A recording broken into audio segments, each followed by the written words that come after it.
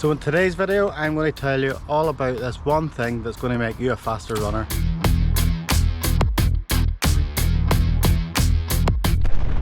I don't really hear loads of people talking about this. You always hear about training plans, nutrition, different things that you're going to have to do to become a faster runner. And in my experience, this one thing has definitely made the biggest difference for me. I've been running for about 2 years. I don't claim to know very much. I'm not a very fast runner, but this is definitely something that has helped me get faster. It's took me from a 4:30 marathoner to 3:26. One day I'll be at 2:26. So from 4:31 to 3:26 in about a year and a half. And yeah, this one thing has definitely made the biggest difference. But for now, I need to go and do a run, and after that I'll come back and talk more.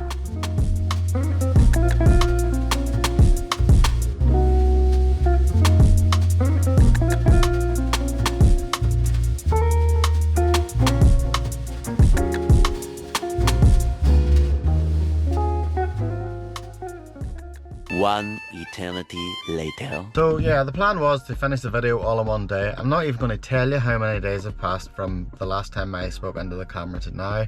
The whole week just went to absolute pot. I am feeling a bit better today, a bit more optimistic. Let's get this video done. So we're going to talk about what I have found is the most important thing in running to make you faster, to make you a better runner really. But before that, I'm out in another job and I have to go and photograph a house, so let's go and do that first and I'll catch you straight after. Well, how's it going? Yeah, all good. You know what I absolutely hate is whenever you're looking for some sort of information on YouTube and then you see the thumbnail of some big secret, and you click on it and you look at the video or you watch the video and lo and behold, there's no big secret. I'm really sorry I've kind of done that here. Of course there's no big secret with running. You can go out there and find any amount of running plans or any amount of information online about running, and you can get very, very, very good information, either at low cost or at absolutely no cost at all. So for 2 years I've been training really hard, and at the beginning I didn't really know what I was doing. I ended up getting a running plan online, and then I got a coach. So for the last just over a year I've had a coach who's been telling me what to do on a monthly basis. I've went from doing heart rate training for a number of months through to really intense training over the last year, and I've took my times down from a 4:31 marathon to a 3:26 marathon in just over a year, and I'm now training for a sub-3 marathon, which is going to happen next year or may happen next year, I don't really know. But what I will say, the biggest piece of advice that I can give you, which is no secret, and this is something you can take on board and implement on everyday life. I'm not going to try and say that I have all of my life sorted out, by the way. This is just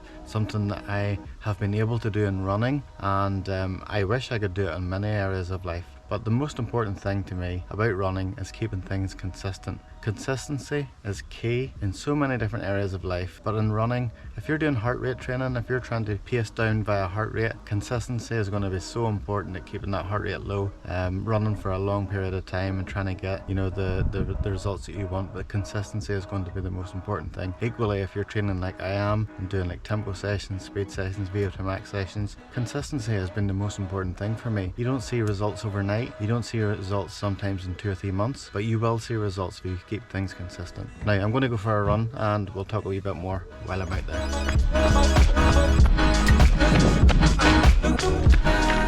I was just thinking, could you imagine asking a successful businessman that built, I don't know, a massive company, like, what was the secret? Would you expect him to say, well, I come up with this magic formula, I worked 1 day a week and it all just fell into place? I wouldn't imagine so. Equally, if you seen somebody had completed something like a rather large challenge, would you really expect it to happen overnight? Would you really expect it to happen with some sort of a secret sauce? I really don't think so. Things take time, so why should running be any different, or any sport in particular? Could you imagine saying to Ronaldo or Messi, how did you get here? I was just born with some talent. Of course they weren't. For sure there's talent there, but them guys have worked very hard all of their lives. The elite runners you see in the elite field on marathons and different things, consistency will have been the most important thing throughout their whole lives. Like, most of them people have been running consistently hard since they were small, since they were at school probably. So consistency is just the most important thing, and I have proved that in the short amount of time that I've been running. And the short gains that I have made have happened because I have stuck in there. I have gritted my teeth and got on with it. I've woke up every day with a determination in my mind, and I have just got on with it and done it, and it has worked. So that's enough for that. I need to get back to running.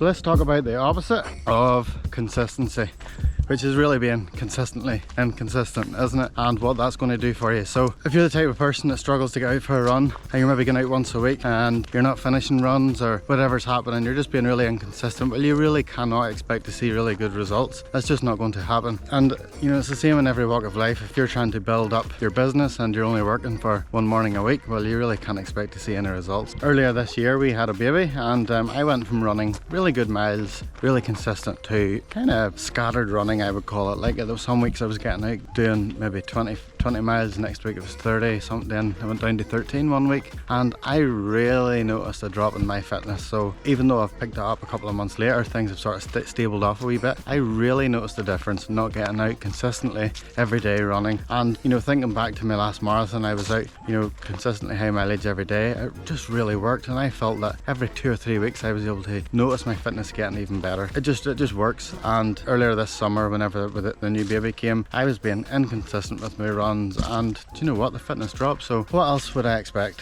Absolutely. So anyway, I need to get this run finished. I'm here to run. I'm being very inconsistent today because I'm talking into this camera, but yes, let's get it done. By the way, guess what? More new shoes.